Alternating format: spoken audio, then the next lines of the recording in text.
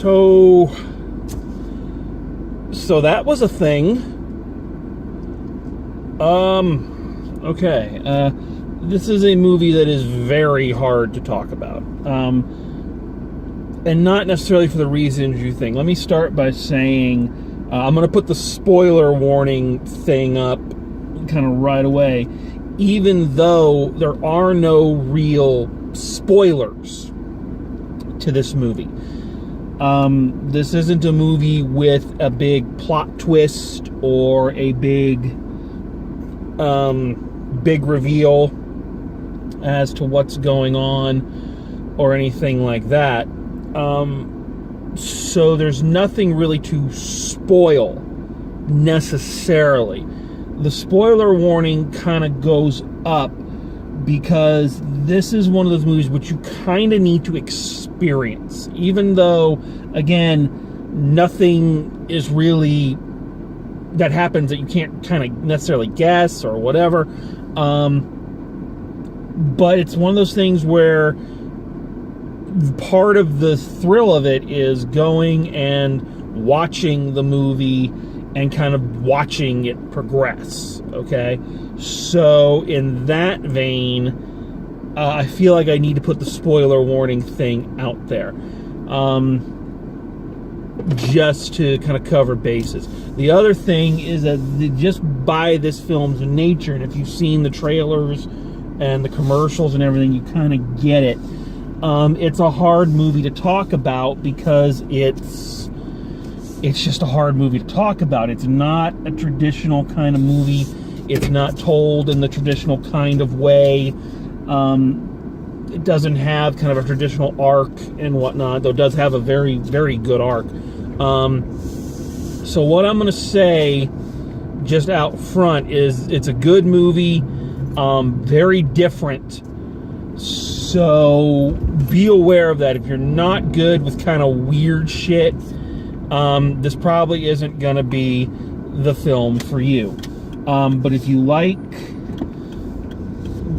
films that are very different, this one may appeal to you. So let's just say that right off the bat, and let's get into it. So the story, again, in case you didn't know, is there's this hotel that kind of is built so that it straddles the line between California and Nevada. It's called the Royale, and on the day in question, a bunch of people show up, and as is kind of the case with a film like this, nobody is really what they seem. Nothing is really what it seems, with I think maybe one exception. There's one character who you can say she is kind of what she seems the entire time, and all these stories kind of converge. You've got the character who is kind of what she seems. You have a lounge singer, a down on her luck lounge singer who's on her way to a job. You have a supposed priest played by Jeff Bridges, who is clearly not what he seems. You've got a vacuum cleaner salesman played by John Hamm, who is clearly not what he seems.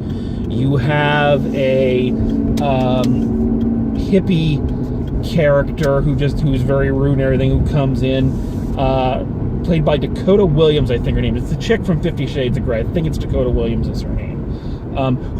She appears to have kidnapped someone, but that's not what it seems.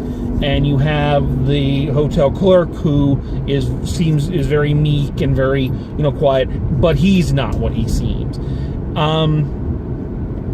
So right away, again, the story is told kind of out of order, and again, very twisty-wisty, timey-wimey, where it jumps around and you see one scene and then you see it from another character's point of view and you get more information, and then it jumps backwards and forwards in time, so you get some more information on the characters as it goes on. What's interesting is that unlike a lot of films, it gives you just enough backstory on each character to kind of just understand enough. It's not giving you the full background. It's not telling you everything. It's telling you just enough. Just kind of like the characters themselves. You know, they're telling each other just enough to get by and whatnot. For instance, the only character we really get a nice long bit on in terms of flashback is Jeff Bridges' character. What's interesting about this movie, there was a lot of things interesting about this movie, and it kind of reminds me a little bit of the film I saw yesterday, the children's act, I think. Not I think, I was trying to remember the title because it's a weird title. Is that the movie leads you to believe that what it's about is answering the questions. You know, it leads you to believe it's like a J.J. Abrams joint where you want to keep watching because you want to know kind of, you know, who's watching all these people, who are the, you know, the owners of the hotel that are supposedly keeping tabs on all these people. There's this ream of film that that everybody wants. It has somebody important on it. They lead you to believe it's JFK, but they don't actually say that. You know, but they want to know what's on the film, you know, and all this, that, and the other thing. So the movie plants all these questions. And the trailers and everything lead you to believe that what the movie's about is going through and going further and further down the rabbit hole until you find out the big surprise and the big question. You know, kind of like the director's previous film, Cabin in the Woods, which is why I went and saw this movie. I was not interested in seeing this movie until I found out it was the guy who co-wrote and directed Cabin in the Woods, which I loved. But here's the thing. The movie throws you a curveball. That's not what the movie is about. The movie doesn't give a shit about answering these big questions. In fact, by the end of the film, like, none of these questions are answered. I have a feeling that if you went back and rewatched it, and like I bet there's Easter eggs and clues everywhere so that you could piece it together, you know, like one of the Cloverfield movies or something. For instance, like I said, this film that they're chasing, I think they're talking, it's a film of JFK having sex with somebody, I would bet. They say it's a senator. They keep saying the person in it is dead. You know, they make a point that, you know, Nixon is president, so it's past they never give you a year, but they give you, you know, they show you that Nixon's president, so obviously Kennedy this is past the point of Kennedy.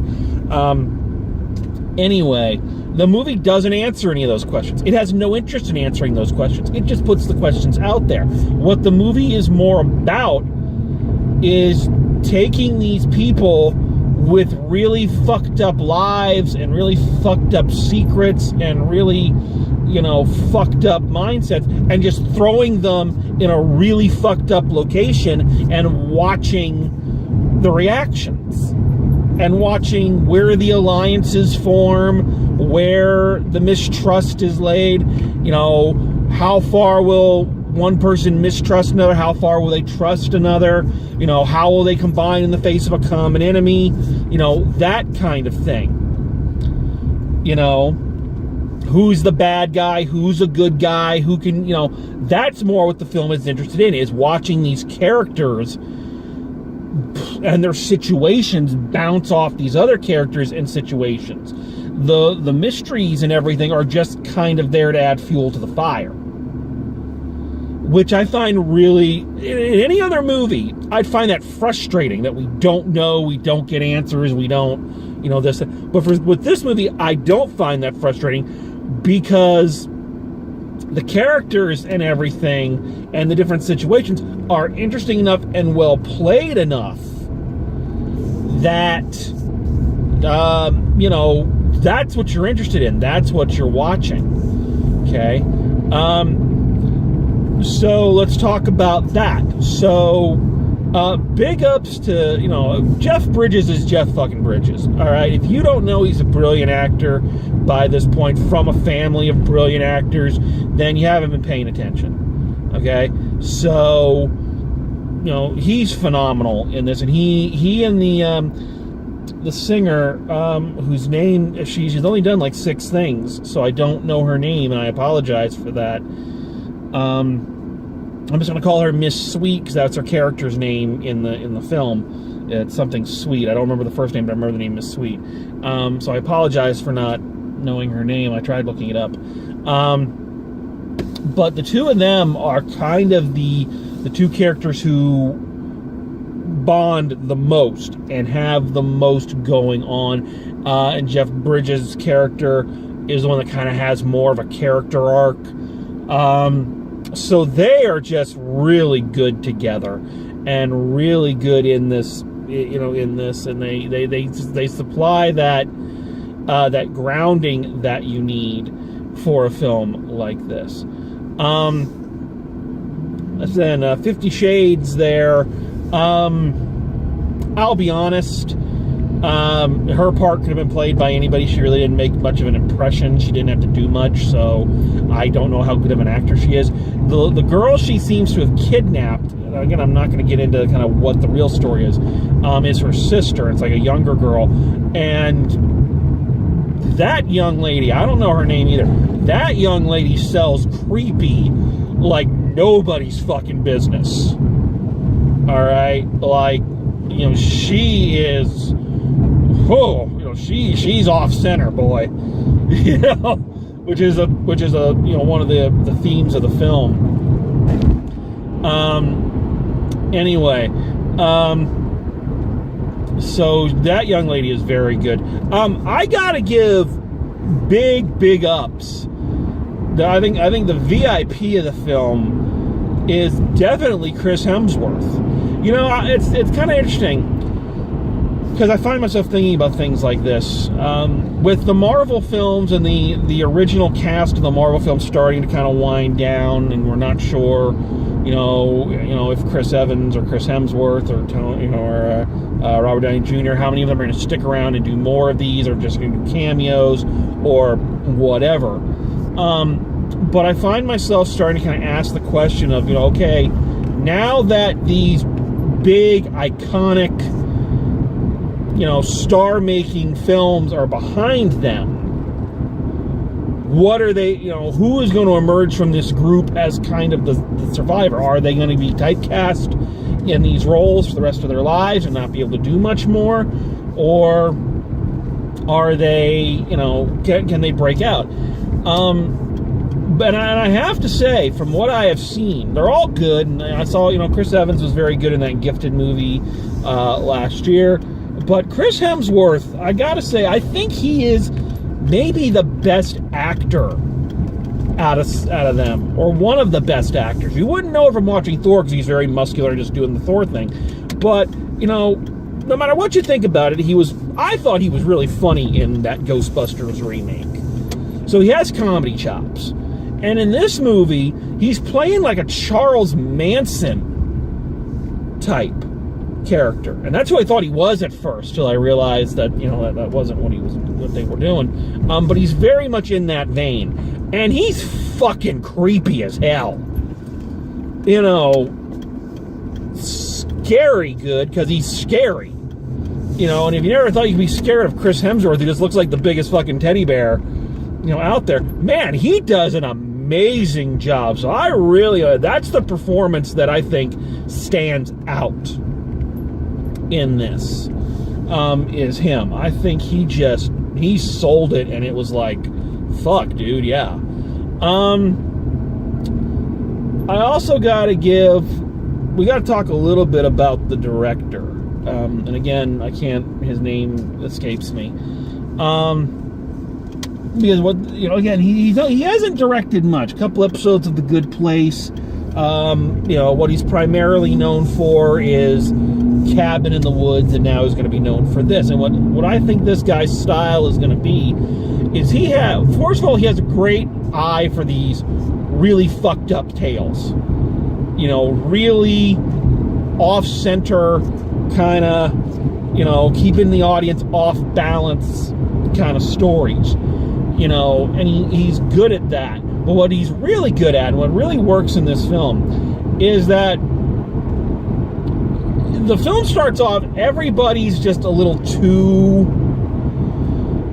They're just too much. Everything's just a little too much, to the point where you're like, even if you hadn't seen the trailers, you hadn't seen a commercial for this, you'd go see this movie, and just from the first scene, you'd go, okay, something's not right. Something isn't right here. Like, right away, all the characters are just a little, they're too much. And not in an overacting way, not in a bad way, in terms of a storytelling and a narrative way. It's just too much. That's the best way I can describe it. So the audience is already off their comfort zone. They're already looking at the film. It's like watching, it's like the old Adam West Batman show. Whenever they would go to the villain's lair, they'd do everything at the Dutch angle so that the audience would be a little off kilter, going, these characters don't think normally. They're off center. And even without doing the Dutch angles and whatnot, that's what kind of happens with this. You're already kind of off center. And then what happens is that as the story's being told, and being told through in a very stylized way, and being told, you know, through all these, jump forwards, backs, changing of perspectives, is that the story steadily and steadily and steadily gets more fucked up until you're at the climax and you're looking around and you're like, how the hell did we get here? You know, and that is hard to do. You know, that's really hard to do effectively. This guy, his films remind me very much of the Twilight Zone. You know, in that the minute you start watching a Twilight Zone episode, even if you've never seen a Twilight Zone episode or a parody of one, you know things aren't right. You know the world is not sane.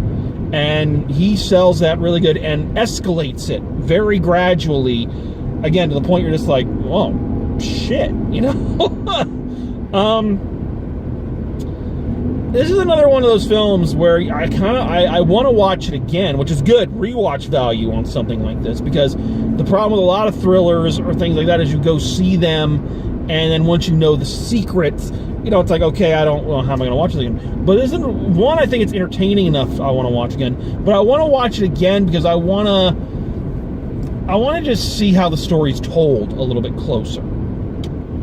You know, I want to pick out the visual themes. You know, the whole thing about the hotel being on the border and, you know, being between two places goes in with the, you know, the theme of the film of, you know, everybody talks about making choices. Everybody makes choices, you know, this one or this one or this one or this one. How do you make your choices? You know, everybody's kind of confronted with choose. There's in most flashbacks, there's a point where the character has to choose something, and that's kind of a big theme of the film. Is it perfect? It's definitely not perfect. I think it goes on a little long. You know, I think it's very... And what's weird is that the storytelling is very tight and very concise and very clear, and then it gets to about Act 3, and then there's a long chunk that after everything was so kind of served to you in little bits, the longer chunk really sticks out and is a little jarring, which I guess is good considering what's going on in it. You know, maybe that was, you know, the purpose, but at the same time, it, you know, I don't know. I think they could have edited that down just a wee bit. So that's that. But, and again, I think some of the actors were not as strong as others. But I don't think, the less strong actors were kind of kept to the minimum. On the whole, though, one of those movie-going experiences that is an experience, and it does kind of take you a minute. The lights come up, and the credits are rolling, and the music of the end credits is so happy and everything. That's such a juxtaposition to everything that you just saw that it is kind of taking you a while to kind of go, you know, what the fuck did I just see? That's another thing I gotta mention about this, because it's something that struck me right away. Holy crap, the soundtrack to this is awesome. This is like some of the best soundtracks, some of the best, like, 60s and, 70s music. And it doesn't just go for the cliche ones that you hear in every, time period movie. It picks out some different ones. This had a great soundtrack to it. And boy, howdy, has it been a long time since there has been a movie that has had a phenomenal soundtrack. I miss those days when a film's soundtrack was really important. They don't do that as much anymore. Final grade. Let's talk about final grade, because I think we're wrapping this up here. So final grade for Bad Times at the Royale. I'm going to give it an A-. Now, here's the thing, is I don't know why I'm not giving it higher. Because there's very little I can complain about this movie. And yet, I don't, when I'm thinking of the grades, it's like A+, I don't feel it. And I'm not sure why. I'm not sure what that is. It'll be interesting to kind of see, after things settle, where I end up kind of, when I start compiling lists for the end of the year, if this will be on it, if my thoughts have changed, or whatever. But, so we'll go A- with this one. Again, it's not going to be for everybody. But it is an experience. It's a rare experience. So it's one that if you're looking for that kind of thing, you should check it out. All right. So this was a surprise for fall break at the movies, because I thought this came out last week. And I checked the schedules, and it wasn't anywhere in the theaters. I was like, where the fuck is it? And it came out, I guess they moved it back or something, or I read the dates wrong or whatever. So I didn't know I was going to see this one. I thought I was going to miss out on it, and I got a chance to, so I was happy about that. Supposed to see at least one more, maybe two, if scheduling works out. So we'll wrap this up here soon. So anyway, this is Thursday of my fall break, so Friday's the last official day, then we have the weekend, then I'm back to work. So that's just the way the world works.